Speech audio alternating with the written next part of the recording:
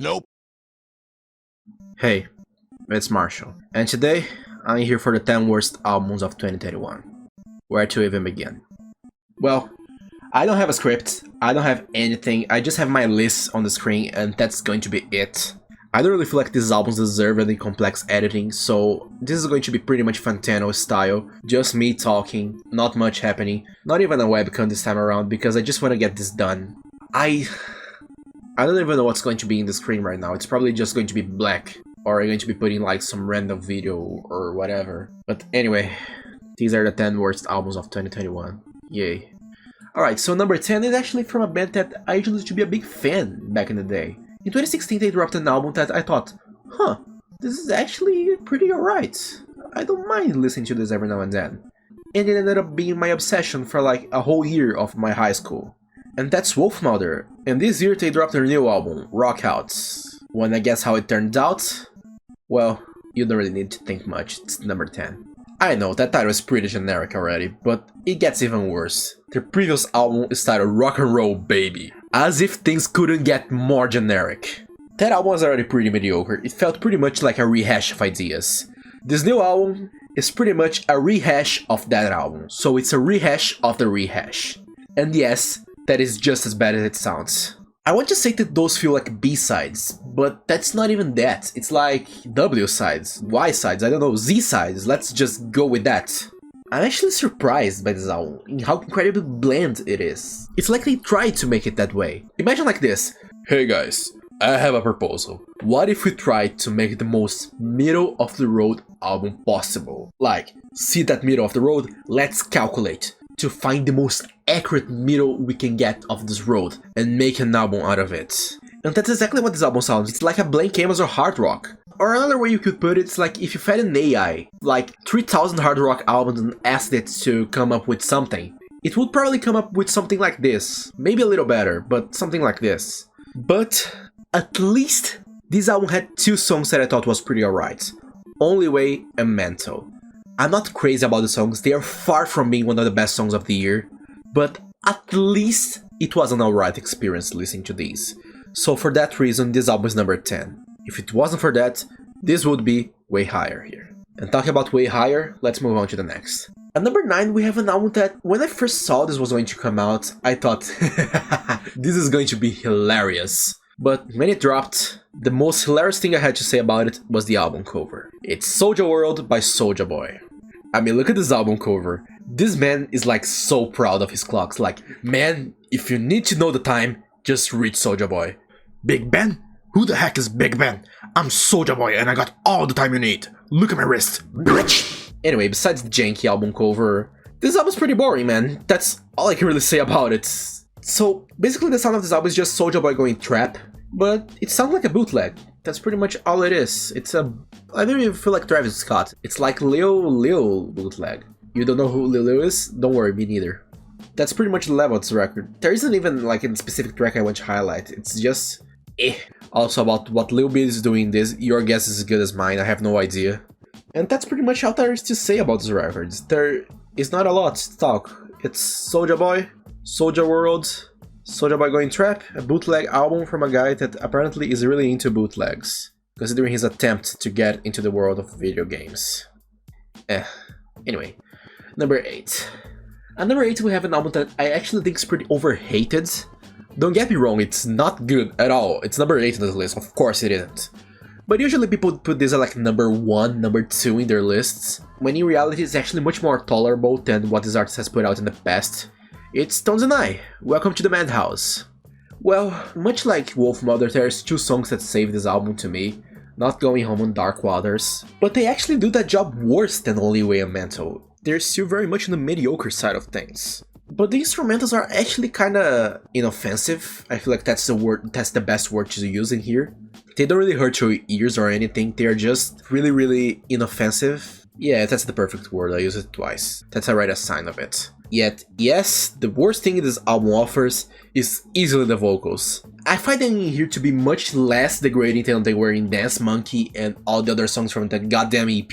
but they're still not pleasurable. That's all I really can say about it. It is still pretty awful, and I feel like Tones and I will only be able of doing something good in the future if someone else is singing and she's just in the background doing stuff. I feel like that can make things listenable here, but even that's not going to be very good.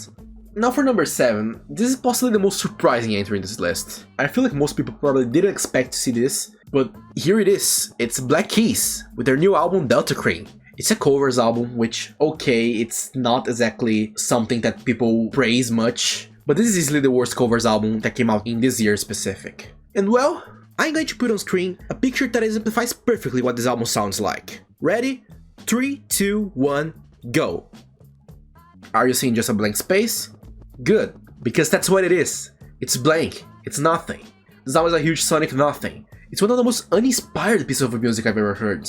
And to think, these are the guys that made Rubber Factory. These are the guys that made Thick Frickness. Brothers, El Camino, these guys made all of that. Yet here they are. This is honestly high-fiving the Wolfmother album and how generic it is. The difference is that one was hard rock and this one is blues rock. And also that one had only Way and Mental. This one has nothing. It's nothing. This album is nothing. It's number 7. Anyway, number 6. We are now entering the abyss. The worst of the worst. And most of these picks are probably expected, but there's really no saving these. And the first one to make the cut is, of course, Imagine Dragons with Mercury, Act 1.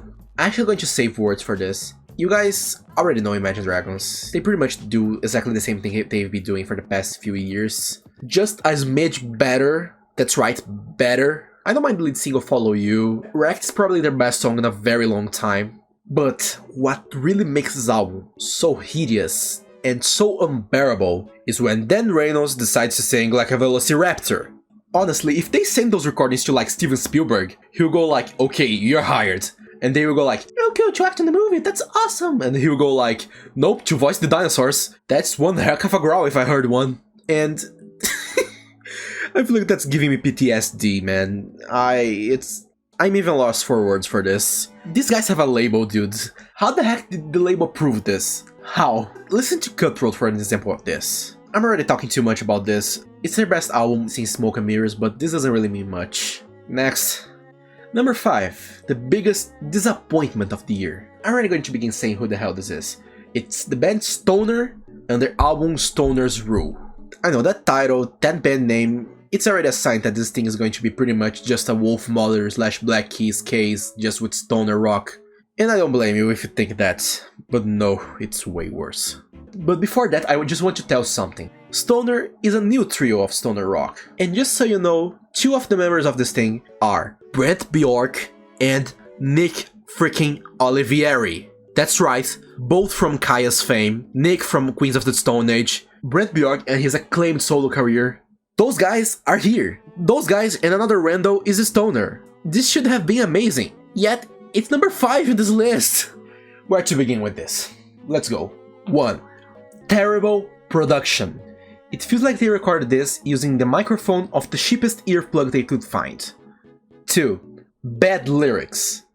I know these guys were never huge lyricists or anything, but this is obnoxious. This is basically the stoner version of that "yeah, I'm the man who rocks" meme. That's the lyrics of this album in a nutshell.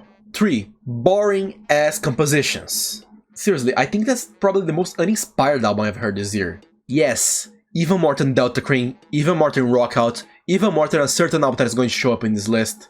This thing is hideous, man. I'm honestly shocked that it's like number 5 only, not like number 2. And to me, that crowns the worst disappointment of the year to me. Followed by the number 4, an album that I was pretty much already expecting to be bad, but I listened to it anyway, because I guess I'm a masochist or something. And you also knew this was coming, of course you knew. I mocked the hell of this album throughout the year, and I will keep doing that for the rest of my life. Drake.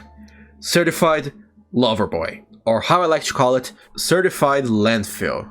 What do I even have to say about this album that hasn't already been said? Saying something about this record is pretty much repeating what everyone else has been saying, so all I'm going to say to remind you guys of how bad this album is way too sexy. That's it. I feel like nothing else needs to be said. Okay, number 3. Easily the most controversial pick of this list. Some people love the shit of this album, but I just cannot do it. This was the very first album I've heard this year. Back in early January. I never listened to it ever since. And then I only listened to it again these days to see if my opinions changed, but this second time I couldn't even finish it. I stopped midway, I couldn't do it. It was unbearable, just hideous. The first time I listened to this, it gave me a huge headache. The second time, it was starting to give me, but then I cut midway. I couldn't finish the album. And that's Facts Gang with Ethernet. Honestly, I respect this album much more than all the other albums in this list. It was my first ever Hex D album, and it was already enough to confirm to me that I don't like this genre at all. Seriously, I hated every second of this thing. It was hideous. It's only number 3 because at least there's some artistic statement in here. These guys tried. These guys did their best. It's just a sound that really does not please me at all. And I will most likely never listen to another Hex D album ever again in my life. Well, it's time for the silver medal. Number 2, I'm actually about to break the rules. I thought this was an albums list, but I'm going to open an exception. If you wanted to know which is the worst EP of the year to me, well, here's your answer. We Got Drunk and Made an EP by Tramp Stamps. I honestly don't really have anything against industry plants like a lot of people do. Lana Del Rey and Billie Eilish are both considered industry plants, and sometimes their music rocks, so to me that term is not anything bad. But what really makes the Tramp Stamps stand out is everything around it. The way they advertise themselves, their lyrics, such as I'd rather die than hook up with another straight white guy, the sex shaming, the entirety of Puke and Rally, the awful autotune. Listen to this album and you'll see some of the worst autotune vocals I've ever heard in my life. And plus, these girls are just trying to cash in the whole pop-punk revival thing. I don't give 5 years until they disband. And if you want to hear some sort of praise to this album, all I can say is that the drummer, I think it's called Paige White, Paige Blue, it's Paige Color. I know that's a color, I'm going to guess it's Paige Blue because of her hair. I think she's a pretty solid drummer, nothing really to brag about, but she's the driving force of the band. Besides that, yeah, there's not much positive to say here. And now, before the number 1, 1 minute of silence for 5 honorable mentions.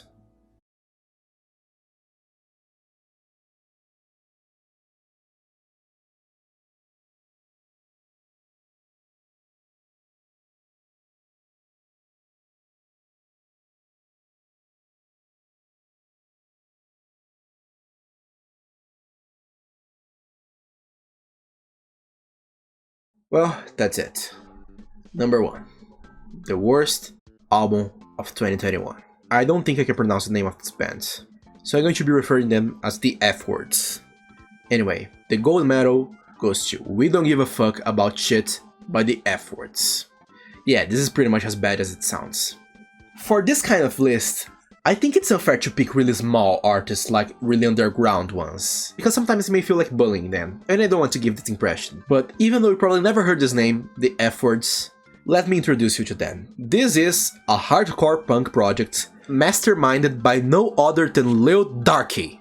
Yep, that's right, 𝕸𝖆𝖗𝖘𝖍𝖆𝖵 released a punk album. Who could have guessed? Well, I didn't know what to expect when I went to this, but basically what I can say is, it feels like a bunch of 15-year-old edgelords singing the first thing that comes in their heads. For you to just have a surface area idea of how bad this album is, let me read you the name of the songs in this track list. Track 1, I Fucking Hate You So Much. Track 2, You're a Fucking Idiot. Track 3, I Hope You Choke on Cock. Track 4, We're on Drugs. 5, I Will Force Feed You Stale Cum. And then 6, The Metacosmic Defilement of Nexoid Prime 37, and 7, The Gift of Life, Field of Flowers. Yeah, I feel like I don't need to say much else here. And we all just have to agree. This is a troll release, they probably want it to be number 1. So, if that's the case, congratulations guys! You did it, it's the worst album of 2021. That was low, but you got it. And the last thing I can truly say about this is that at least it matches the album cover. Well, that was the list. I don't have energy for much else here, so I'm just going to end this. See you in the next video. I promise that one is going to have much more going on than this one did. Anyway, subscribe, or else I will give you a copy of CLB. Goodbye.